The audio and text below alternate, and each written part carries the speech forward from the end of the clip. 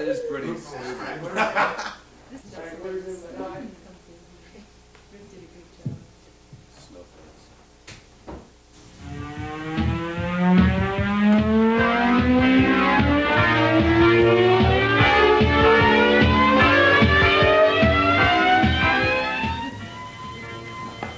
Hi, I'm Tim Glasby. And I'm Annie Livingston. And welcome to another edition of Mystery Lunch Meat Magazine. Well, thanks, Annie. Today we'll be looking in on big business to see how a typical meeting of the board is conducted. Great sandwich. What's in it? Just eat it. Okay. I'll be investigating the latest dance craze that's sweeping the country. I'll be trying to figure out what the Mystery Lunch Meat is. We'll have current news updates and special commentaries. Turkey loaf, right? Guess again, Tim. Not turkey loaf, huh?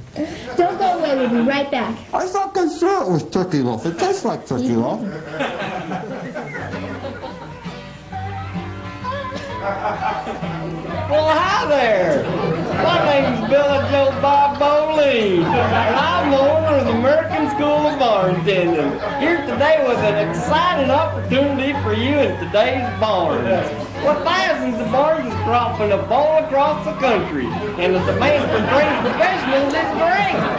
Well, you'll be certified in just 12 weeks. You'll learn such bartending basics as how to get up really early in the morning, and art of animal husbandry and wifery, and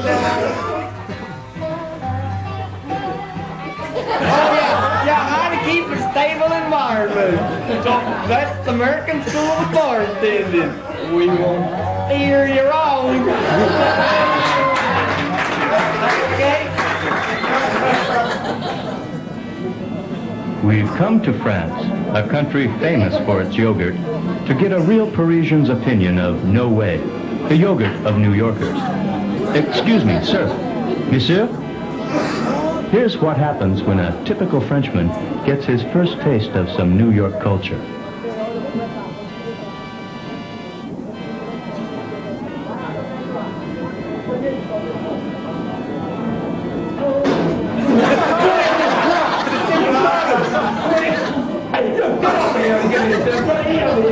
Poison? You call this yogurt? Get out! I'll kill you! Get over here! Get over here! No way. The yogurt of New Yorkers. Get over here! Get up! Oh yeah! Welcome back. You know, Annie, I've always wondered what it would be like to be on the board of directors for a big, important company. I think for most Americans, the world of big business remains somewhat of a mystery. That's true, Tim. Corporate policies are a bit like the mystery lunch meat sandwich. Great. You're never quite sure how they're made or what goes into it. Right. Just to satisfy the curiosity of our viewers, the Mystery Lunch Meat Magazine crew was invited to witness a meeting of Megabucks Incorporated to see just what does go on at a meeting of the board. Coda salami. Nope. Italian salami? Beer salami? Wrong. Will you tell me what's in the sandwich? Just wait. You'll see. Okay.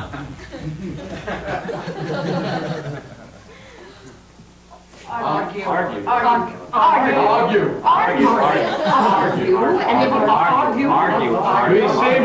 Argue. We seem to have reached an impasse on this question of our merger with Microcircus. Now, their attorney is waiting for our answer. It's 0 hour, gang. We need a unanimous decision now. Simon, if we go through with this takeover, we're going to undercut all our positions here at Megabucks. We'll be throwing away the accrued capital gains of the last 4 years. That's true now, CJ, but Microcircus is growing in leaps and bounds. I say let's take them over now while they're sore, before ITT or Marbell sucks them up. Bob is right. This is solid management finesse. We'll recoup our losses in 2 years. We'll be showing a profit by the mid-'80s. Oh, that 2-year figure of yours is all wet. Accounting feels that 10 to 15 years is more realistic. Megabucks cannot afford to subsidize a loss for that long. Gloria, sometimes I think you come here just for the coffee. Corporate development assures me that Microcircuits will be fully self-supporting within the next 2 years. I, for one, have faith in their research. Well, this is a board meeting, not a revival. Faith has nothing to do with this issue unless you know how Faith can put Micro back in the black. Simple enough. We let them keep their offices, right? But we call the shots from here. Oh, at the cost of control at the local level? We'll not surrender control.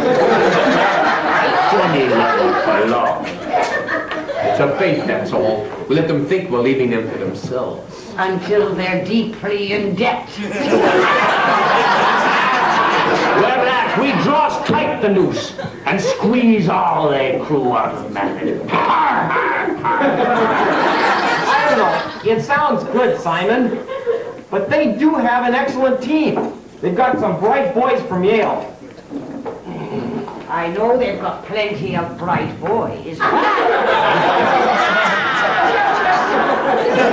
are a desperate fund.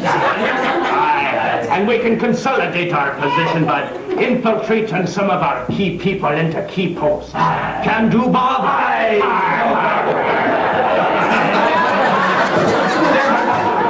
Their board's not likely to just roll over. There's bound to be a court case. Oh, they're probably expecting it and even planning against the takeover. Of course they've got a plan. We takes over gradual-like, you see. Little by little through dummy corporations before they're ready. It just might work. Sign me on! And you then, CJ. Oh, I don't know, Simon. It's not the ethics. Why? Well, now, Bob, I didn't say no. Well, make up your mind, you lily-livered panty-waist. The attorney from Microsoft is waiting on the all those in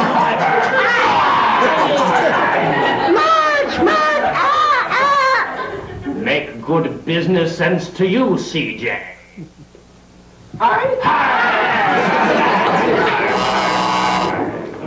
Mr. Button for Microcircuits is here, Mr. Longfat. Send that phony bastard in. You can go in now. Good, isn't it? We do business no family with that no. Did you bring the telescope?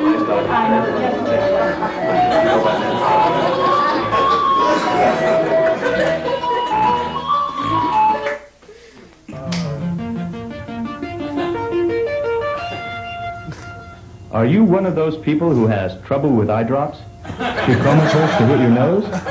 Too high to hit your eye?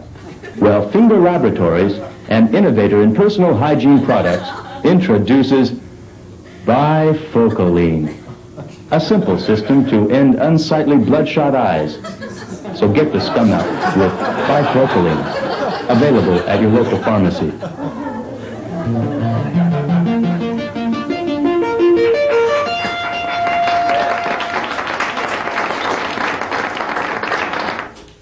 Oh, welcome back. You know, Tim, I've been wondering, if we went out dancing, could you show me a good time? Well, I'd buy you a sandwich, I could do the hustle, I could do the bump. Not another disco wimp. Disco wimp? Well, that's what Arthur Vicious called it the other day when I went over to attend his school of New Wave dance. Well, maybe Arthur Vicious knows what's in your sandwich. Well, I'm sure he does. Pickle off? Blood sausage. Could be. I don't care, it's good anyways. I'm standing here with Arthur Vicious, the creator of the Arthur Vicious School of New Wave Dance. Tell me, Arthur, what kind of person attends your school? We got a lot of social degenerates, and you know, drunks, prostitutes, used car salesmen, everyday people like you and me. Oh, Arthur, I don't think I fit into either of those categories, so can you teach me this, here? What, are you nuts? Here, just strap on this dog collar like this. Yeah. Every short time, while you breaking bottles on your head like this, and run into all just like all the grab a couple here who came in looking like disco whips, but now they're here to dance for all. And here's the beat steps you'll learn. The slam. The pogo. The word. And a few of my own creations. The old running saw and the compound press. Looks great, Arthur, but, is this for me? What, are you kidding? Arthur Vicious is for everyone. Now shut the hell into that dance.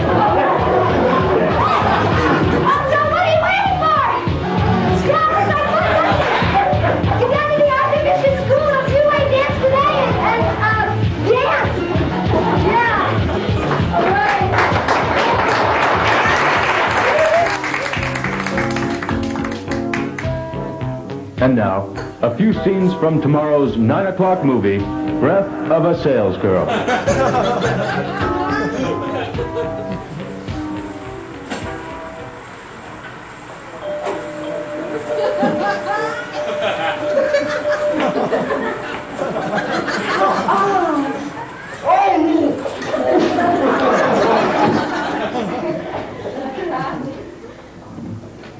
Hi, can I help you?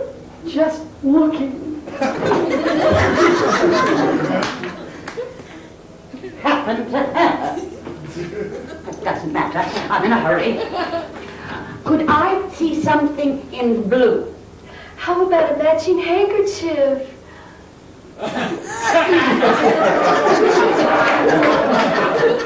How strange. There she is! Get up, Tom.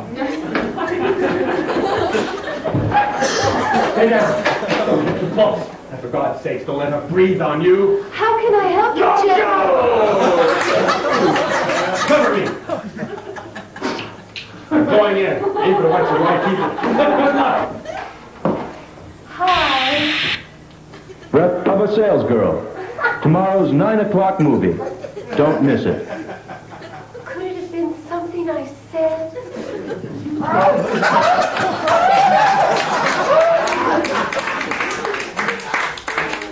And now here's the Mystery Lunch Meat News team with Dorothy Dotson and Bill Pickle. Wait a minute, Annie. This is your lunch. Give me that.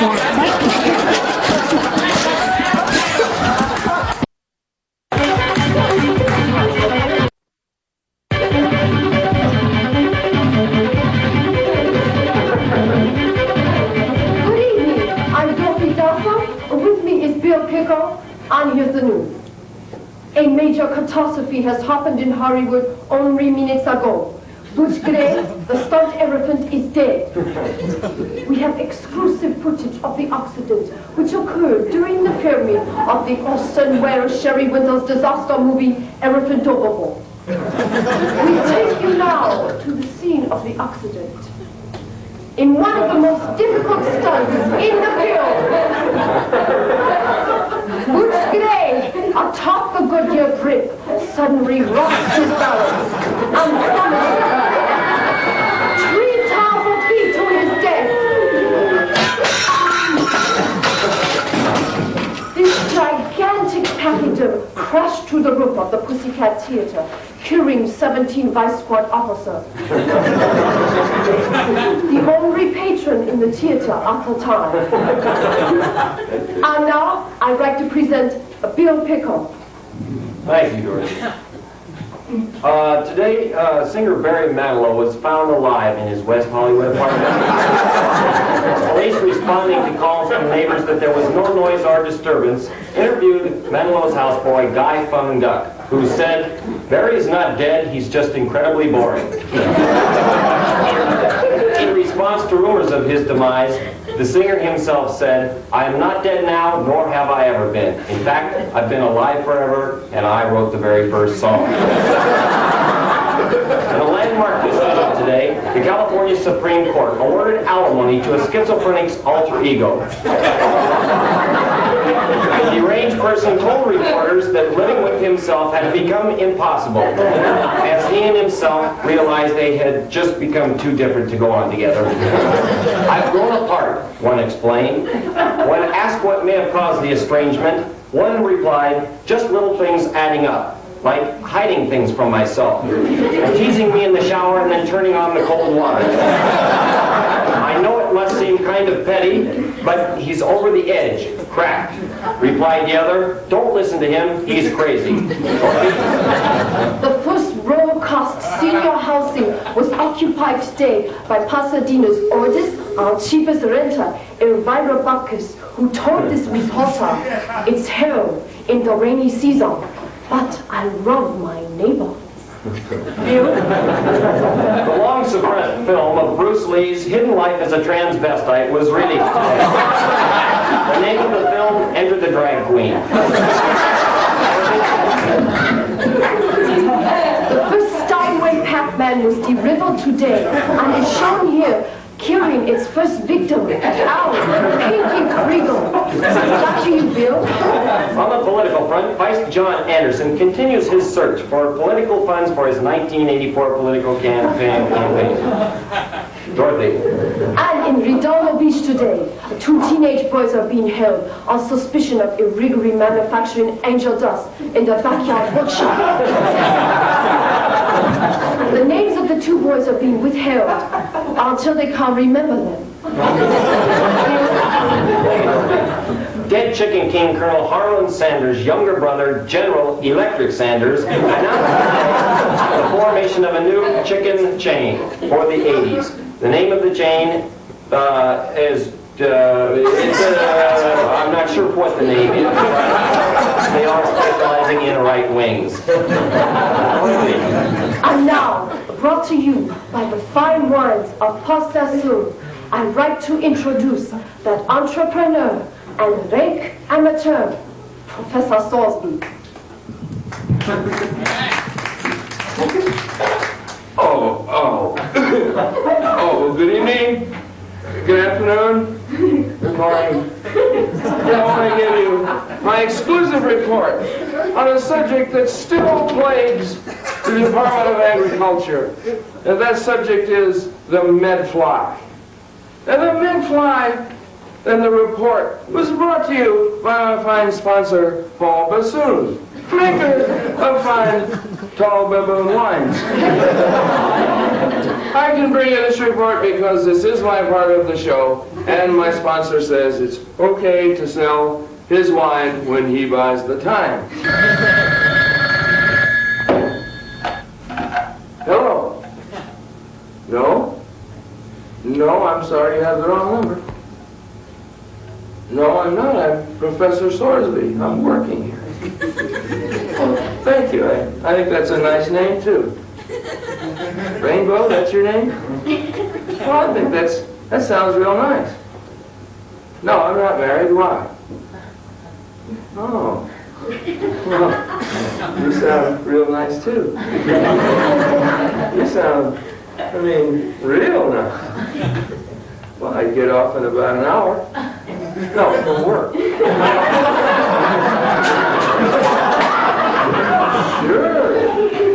Sure I would. Wine and Montavani, that sounds real nice. Real nice. Let me write that down. Medfly. Medfly? Give me that again. You're getting late. I know I'm getting late. Shh. Be there as soon as I can possibly get there, okay? Fine. And surely that's enough about the medfly because I just got a important call about the weather report. And so we'll just check on that real quick. And it looks okay to me. I'm going over to Rainbows. She says the coast is clear, and I'm going to go over there and find out weather. It should not take me very long. I'm just going out for a little. But first, my sponsor, Small Bazooms, and Tall Bazooms line, and this old bald buffoon said to me about 100 years ago, I would stay and drink more wine, but I haven't got time.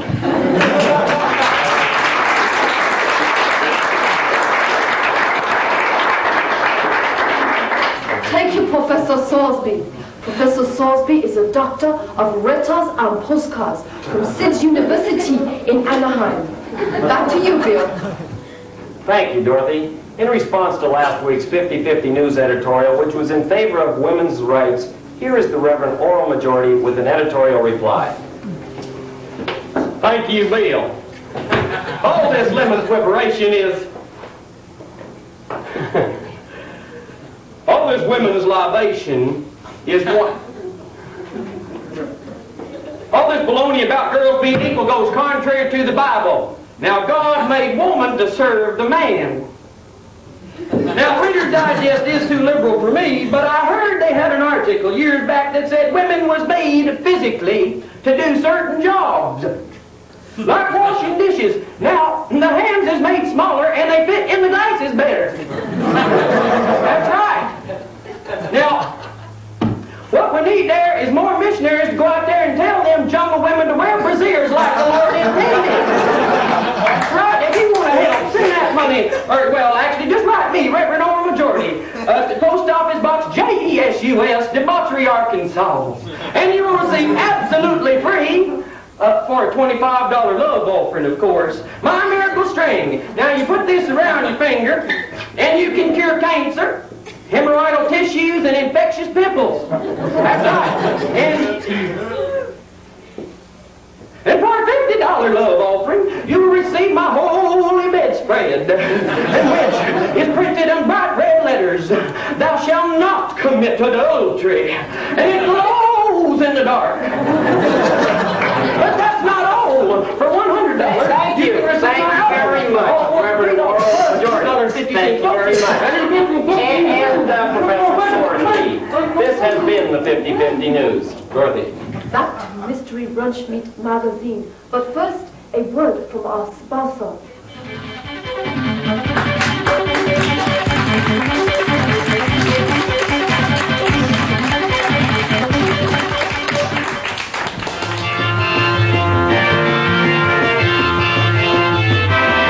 Presenting this month's special at Yo-Yo's. Backed by popular demand, the $1.19 Slam Dunk Lunch. You get a massive mound of mashed potatoes, a large lump of refried beans, and a hefty helping of rice pilaf.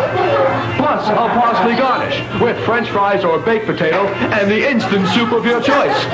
Or, for the businessmen on the go, there's the Idaho Express, a breaded baked potato on a toasted garlic bun, cooked to order from the freezer to our microwave to you. Served with all the ketchup you'll need to get that sucker down. All for 58 cents this month only. We're making starchy, bland, fatty food affordable again. They don't call us yo-yos for nothing.